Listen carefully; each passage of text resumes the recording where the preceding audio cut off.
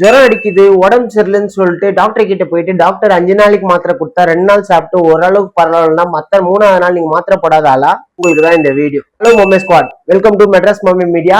Pharmacy awareness பத்தி தெரிஞ்சுக்கிற video 5 இது. 3 நாளைக்கு மாத்திரை கொடுத்திருந்தா இல்ல 7 நாளைக்கு மாத்திரை கொடுத்திருந்தா 2 நாள் இல்ல 3 நாள் போட்டுட்டு ஓரளவுக்கு பெட்டரா ஃபீல் ஆனோடனே மாத்திரையை நிறுத்துற ஆளா இருந்தா நல்லா கேட்டுக்கோங்க, அது ரொம்ப தப்பு. பேசிக் புரிஞ்சுக்கோங்க. ஒரு டாக்டர் ஒரு 5 நாளைக்கு ஒரு மாத்திரை கொடுக்குறாரு, அது நீங்க போடுங்க அப்படின்னு சொல்றாருன்னா அதுக்கு பேரு ஒரு கோர்ஸ் ஆஃப் மெடிசன். சோ அந்த கோர்ஸ் கம்ப்ளீட் ஆனா மட்டும்தான் அந்த மெடிசனுக்கான பவர் அண்ட் இம்பாக்ட் இருக்கும்.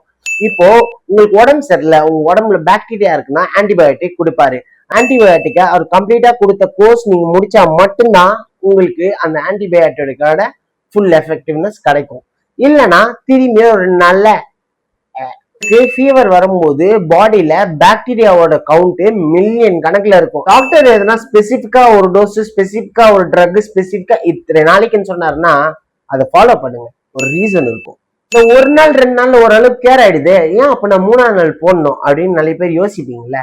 அதுக்கு ஆன்சர் சொல்லிட்டா, 3 செகண்ட் டேல அந்த லட்சக்கணக்கான பாக்டீரியால கொஞ்சம் வீக்கான பாக்டீரியாலாம் இருக்கும்ல, அந்த பாக்டீரியாலாம் செத்துரும்.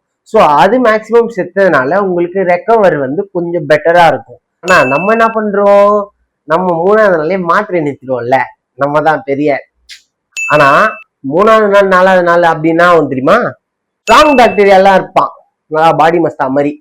அவன்லாம் என்ன தெரியுமா ஆவான், பில்லி பில்லி பில்லி பில்லின்ட்டு செம குட்டி, கலகலகலன்ட்டு உடம்பு ஃபுல்லா குட்டி தான்.